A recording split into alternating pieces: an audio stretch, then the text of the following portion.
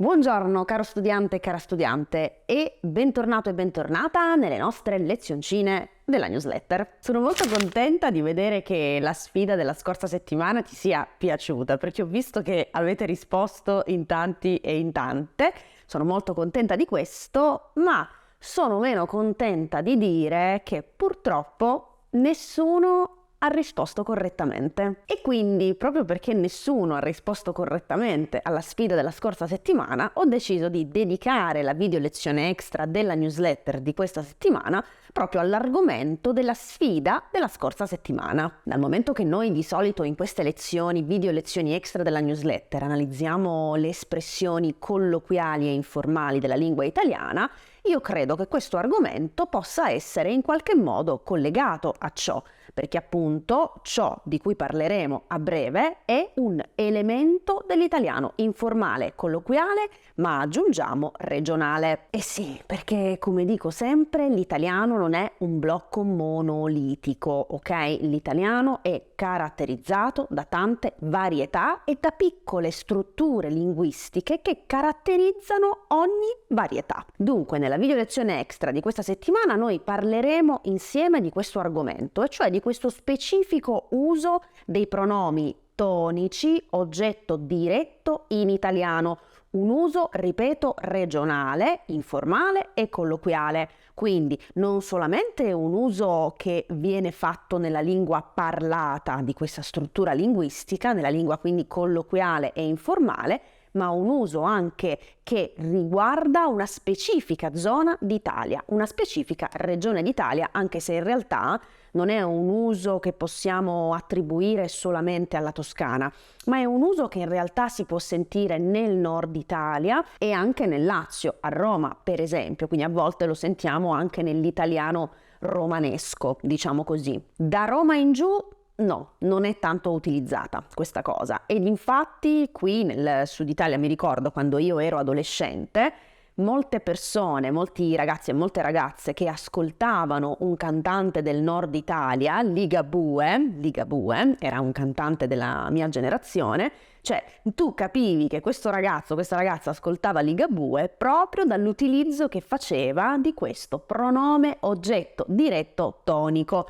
che adesso vediamo insieme. Faccio questo esempio per dirti che non è un uso regionale del Sud Italia, ma che riguarda, diciamo, la zona che va da Roma in su, ok? E non da Roma in giù. Dunque, vediamo subito questo uso regionale e partiamo in realtà dall'episodio del podcast del mese di gennaio e quindi dall'intervista che io ho fatto ad Irene di Italian in Love. Irene, ripeto, è toscana e nell'intervista che le ho fatto, in 2 punti dell'intervista, ha proprio utilizzato questa struttura regionale.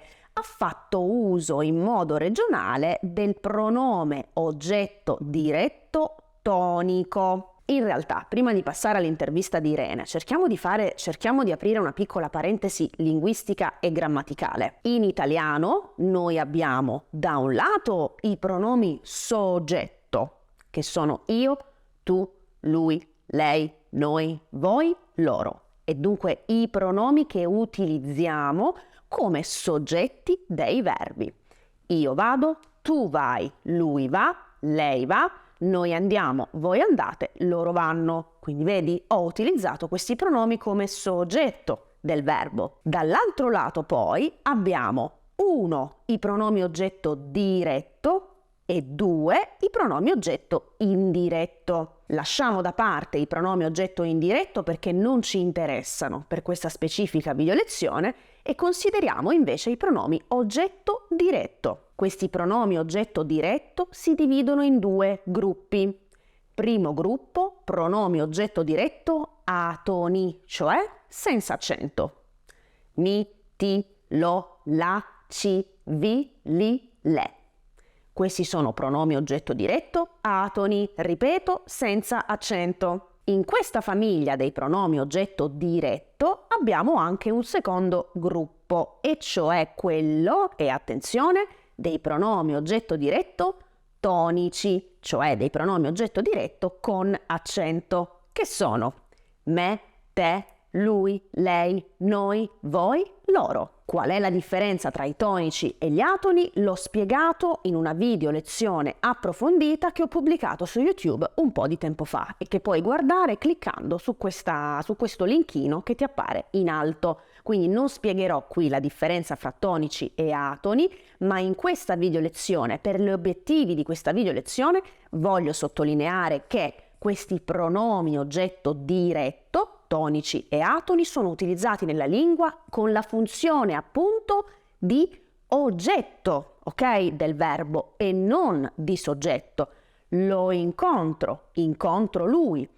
Io, soggetto del verbo, incontro verbo.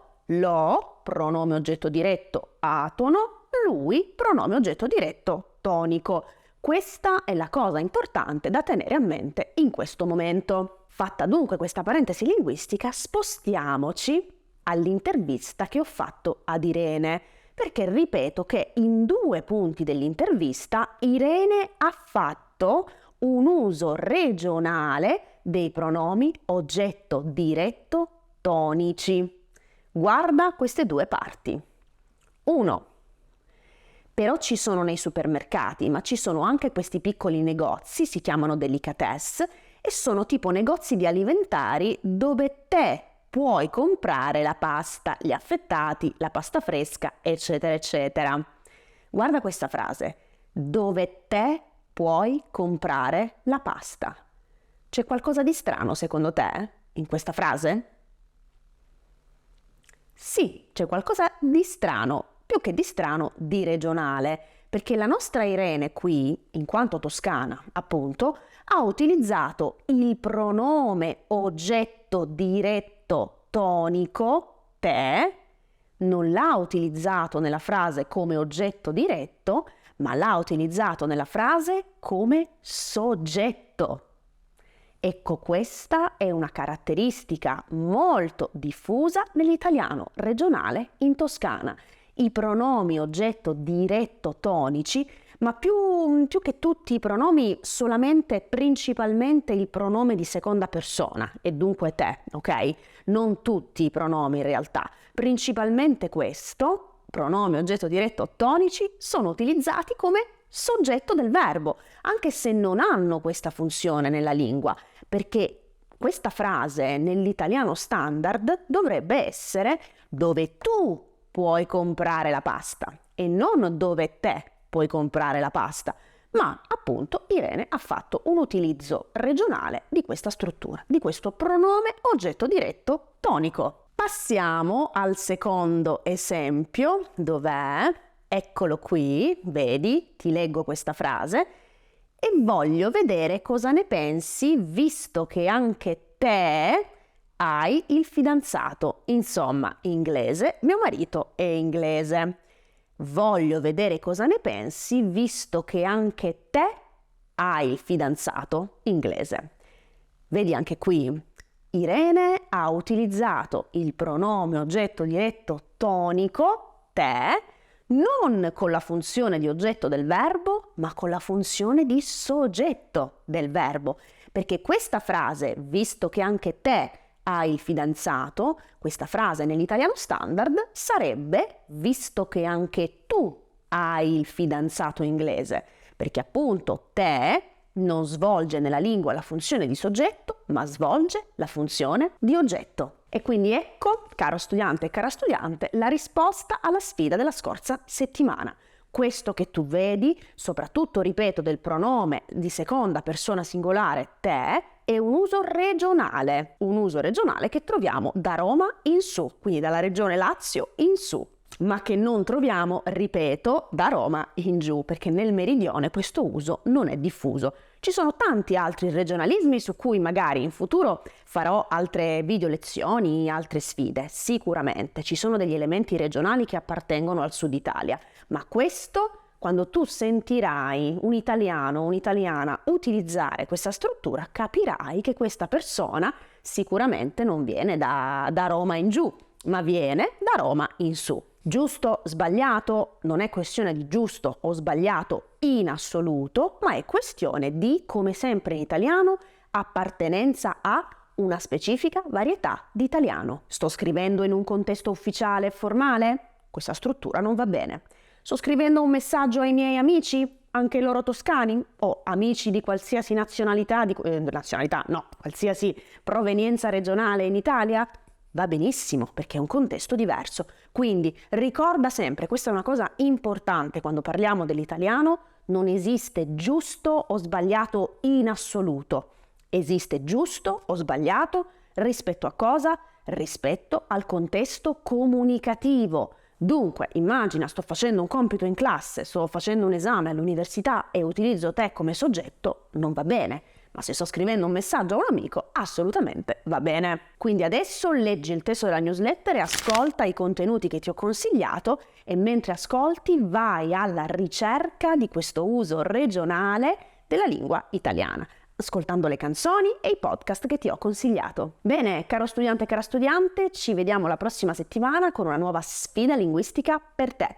Ti auguro una buona giornata, serata, pomeriggio, bla bla bla, dipende ovviamente quale parte del mondo sei e ci sentiamo alla prossima. Ciao!